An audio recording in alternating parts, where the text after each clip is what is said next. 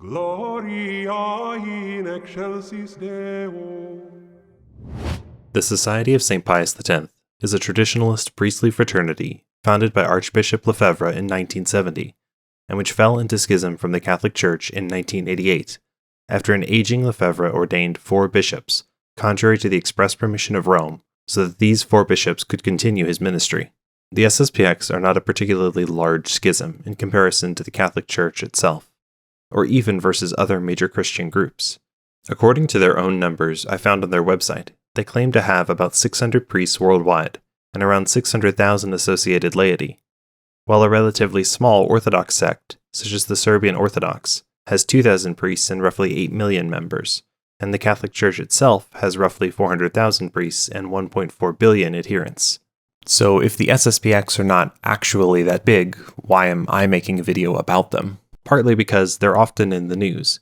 The SSPX has a very outspoken fan base online, and I think that their bad arguments very easily filter into otherwise pious circles of traditional Catholicism, or even just confuse regular Sunday attending Catholics. And secondly, because I have friends who've lost their Catholic faith and embraced the SSPX, and it's a group that's had an outsized importance among Catholic communities where I grew up. So for all these reasons, let's go through some of the bad SSPX arguments and claims, and provide counter-resources. The SSPX claim that the current form of the Catholic Mass, in use by a majority of worldwide Catholics, sometimes called the ordinary form, the Novus Ordo, or the Missal of Paul VI, is evil.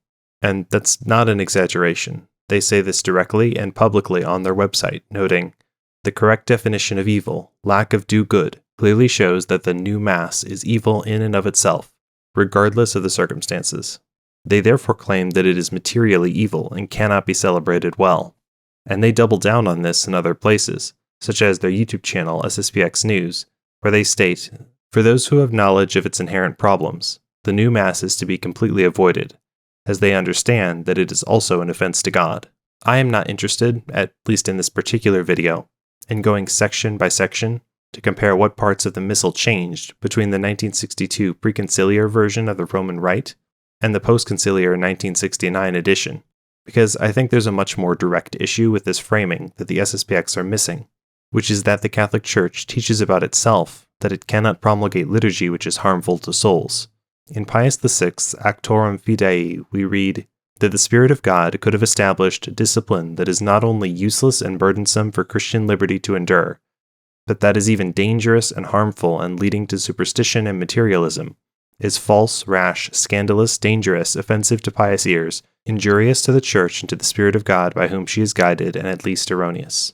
Or as the Council of Trent infallibly declares, if anyone says that the ceremonies, vestments, and outward signs which the Catholic Church uses in the celebration of Masses are incentives to impiety rather than stimulants to piety, let him be anathema.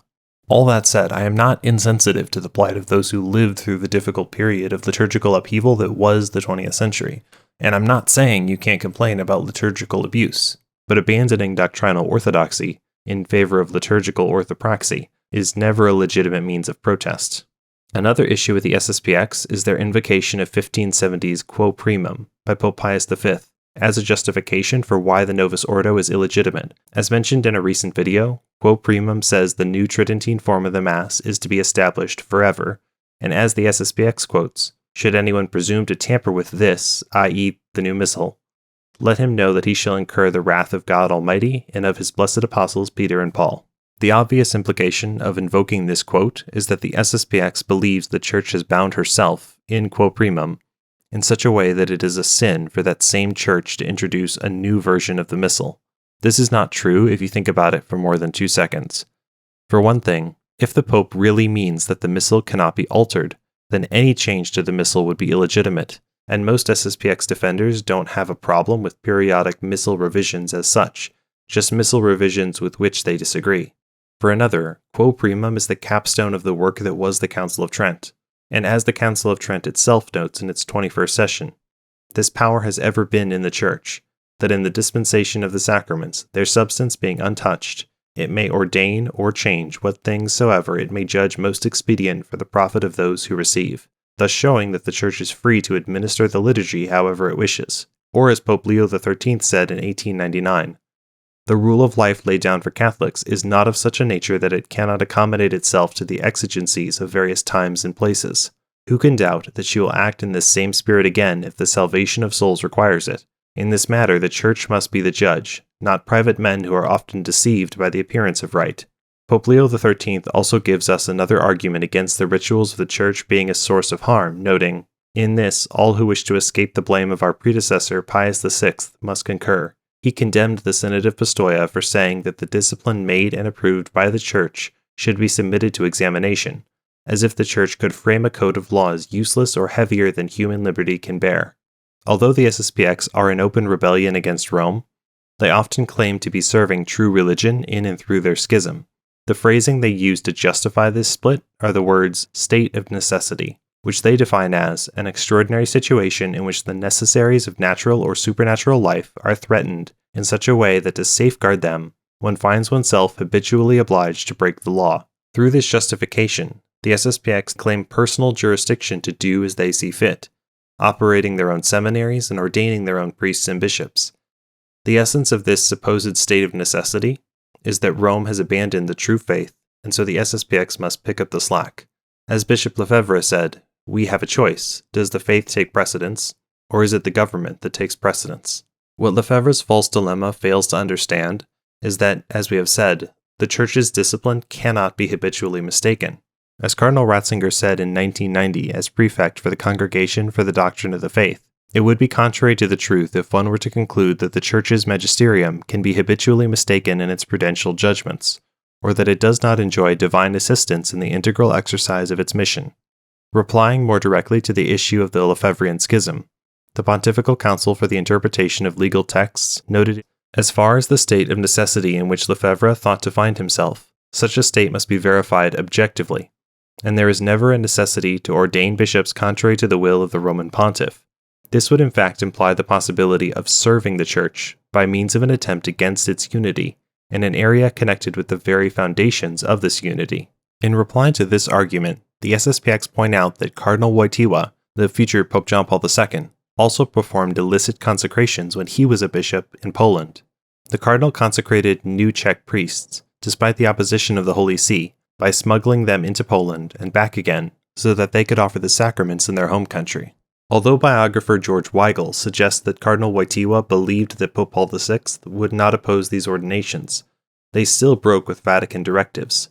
Therefore, isn't there a clear analogy between the actions of Lefebvre and those of the future Pope?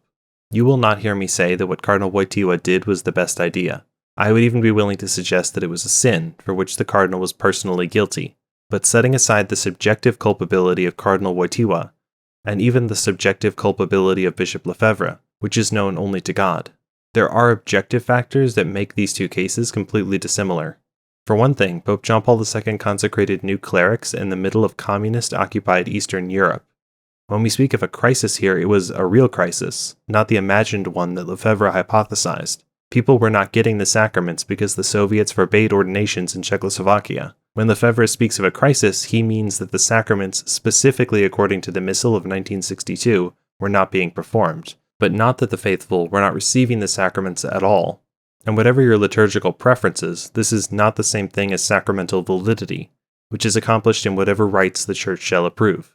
When Bishop Lefebvre consecrated his bishops illicitly in 1988, Pope John Paul II also excommunicated him in accordance with church law. Yet to the SSPX, this is treated as a merely procedural issue that is not reflected in spiritual reality. In an article by Bishop Schneider that was published on the SSPX website, Bishop Schneider makes the common comparison of St. Athanasius, who like Lefebvre was excommunicated from the Church, but who history has vindicated as a righteous defender of truth. The logic, of course, being that Lefebvre will be vindicated by some future generation of the true Church, or even made a saint, as some of the more delusional SSPX defenders claim. As Bishop Schneider says, "In the eyes of history, the excommunication of Athanasius was unjust, and I believe that, in the eyes of God, it was also invalid."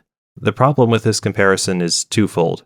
For one, when Athanasius was excommunicated by Pope Liberius, he obligingly obeyed the censure the Pope placed upon him, whereas Lefebvre refused to obey his censure and continued his movement just as before. Secondly, the condemnation of Pope Liberius was solicited under torture and ill treatment by Emperor Constantius, So even apart from excommunication being invalid in God's eyes, it was also invalid in the eyes of the Church at the time. And yet, for the good of the Church and to avoid scandal, Athanasius still obeyed, which cannot be said of Lefebvre. Of course, the issue with the SSPX is not just their episcopal consecrations, nor their procedural issues. As Pope Benedict XVI said about the Lefebvrian schism in 2009, the fact that the Society of St. Pius X does not possess a canonical status in the Church is not, in the end, based on disciplinary but on doctrinal reasons. The problems now to be addressed are essentially doctrinal in nature, and concern primarily the acceptance of the Second Vatican Council and the post-conciliar magisterium of the popes. But what particular issues do the SSPX actually oppose Rome on? The SSPX believes that Vatican II contradicts the doctrine of the Catholic Church in previous generations, and for this reason they refuse to submit to it. According to their website, they say, since 1965, the authorities of the Church have imposed a new creed in 3 articles, with religious liberty, ecumenism, and collegiality. Collegiality is not worth discussing in much detail, but in brief, the SSPX says that the modern concept of collegiality insists that a strict democratic process should govern the Church at all times. The Pope is thus free to have his say, but his cardinals and bishops must also be allowed to voice their own opinions as well. The implication seems to be here that the Pope has somehow lost his function as monarch or supreme head of the Church. But this article gives no actual evidence that this is the case, or how it has come to pass. The Pope is just as much the head of the Catholic Church as he has ever been, as Pope John Paul II showed the SSPX when he declared them to be in schism, and nowhere in the job description of the Pope does it say that he's not allowed to ask advice from those around him. In the SSPX's page on Ecumenism, they define their issue by contrasting what they call modernism versus Catholicism. The modernist view they define as the belief that religious knowledge emanates from the individual. All religions, therefore, are more or less good and praiseworthy, since they all in different ways manifest and signify man's inborn religious instinct. While the Catholic view, they say, teaches that it is the one true religion revealed directly by God, and has a duty to spread its teachings and manifest its presence as far and wide as possible. It would be one thing if the SSPX claimed that this attitude of religious indifference simply existed among clerics of the Catholic Church, since it is certainly the case that some clerics have heretical ideas. But expressing this as a top-down implementation of error is simply a false generalization. As the Second Vatican Council says in Lumen Gentium, the Church, now sojourning on earth as an exile, is necessary for salvation. Christ, present in his body which is the Church, is the one mediator and the unique way of salvation. Furthermore, the fact that false religions have a portion of the truth does not undermine the fact that the Catholic Church has the fullness of the truth. As Pope John Paul II said, although the Church gladly acknowledges whatever is true and holy in the religious traditions of Buddhism, Hinduism, and Islam, as a reflection of that truth which enlightens all men, it is a contradiction of the gospel and of the Church's very nature to assert, as some do, that the Church is only one way of salvation among many, and that her mission toward the followers of other religions should be nothing more than to help them be better followers of those religions. And this is not some newfangled post-Vatican II innovation in our theology of false religions. Justin Martyr goes even further than John Paul II, speaking of the righteous pagans like Socrates as Christians, because of their relationship to the one truth that enlightens all men. Religious liberty is the only objection with any real force behind it, because it does appear at first glance like the Church has done a 180 on this issue. In the SSPX's words, the modern Church promotes every man's right to choose whichever religion should please him best, regardless of whether this choice is right or wrong, or whether his religion is true or false. If we look at documents from before the Council, such as Leo XIII's Immortali Dei, we find a clear intention for the Church to be imposed through the institution of the state and the rejection of freedom of the press. Likewise, with Pius XII's Kyriese, we find remarks like, religious and moral error must always be impeded when it is possible, because toleration of them is in itself immoral. How then can we reconcile this with Dignitatis Humanae, which says, this Vatican Council declares that the human person has a right to religious freedom. All men are to be immune from coercion on the part of individuals or of society, groups, and of any human power, in such wise that no one is to be forced to act in a manner contrary to his own beliefs, whether privately or publicly, whether alone or in association with others, within due limits. Kyriese points us in the right direction when it notes that failure to impede error with civil laws and coercive measures can nevertheless be justified in the interests of a higher and more general good. Read in this light, the Second Vatican Council is not speaking so as to represent a change in Catholic teaching, but in such a way as to apply the Church's unchanging teaching to a modern post-Christian world. Professor Thomas Pink makes this case very convincingly in his 2015 debate with German priest Father Martin Ronheimer, where Pink notes the context in which Dignitatis Humanae was promulgated, the respect with which the Fathers of the Council held earlier papal teaching, the obvious continued coercive power the Church exercises when it applies canonical laws and religious censures, and the inherent differences between a society governed by the baptized versus one which is governed by non-Christians. But it is a 2-hour debate, and this topic deserves more attention in a future video, which I hope to make someday. For now, though, I'll have to leave us simply with the idea that a church which no longer holds sway in political life must make converts as it did before the age of Constantine, and before it was the most politically important force on the world stage. Recognizing this reality is not a betrayal of the Church, but an acknowledgement of the most effective ways to evangelize in our current context. Pope Benedict, in our previous quote from 2009, stated that the issues with the SSPX were principally doctrinal and not liturgical, and that for reunion to happen, the SSPX must accept Vatican II in its fullness, and accept the authority of Rome in actuality, and not just lip service to a pope they don't follow. Despite this clarity, the head of the SSPX, Father Pagliarini, claimed in his February of 2026 letter not to know what the SSPX must do to reconcile with Rome, and in Article 4 of his letter, that Rome has somehow not made this clear. What's incredible to me about this remark is in the very same letter, Pagliarini helpfully cites Cardinal Mueller's own 2017 letter, which directly lists what must be done for the SSPX to reconcile with Rome. Firstly, they must make the profession of faith as it is currently written. Secondly, they must state in writing that they accept Vatican II. And thirdly, the SSPX must recognize both the validity and legitimacy of the current edition of the Roman Rite. The SSPX are not an institution which argues in good faith, since they ascribe to the Church positions it does not hold, and pretend not to understand what is clearly spelled out to them. If all the SSPX wishes to do is celebrate the Latin Mass, then the FSSP, which is an organization formed to be the SSPX, but without doctrinal errors, is always an option. But the reality is that the SSPX do not simply desire to celebrate the Latin Mass, but to reject the Church's authority. If you haven't had enough of me talking about the Society of St. Pius X, please check out my video debunking the claims that the SSPX aren't really schismatic.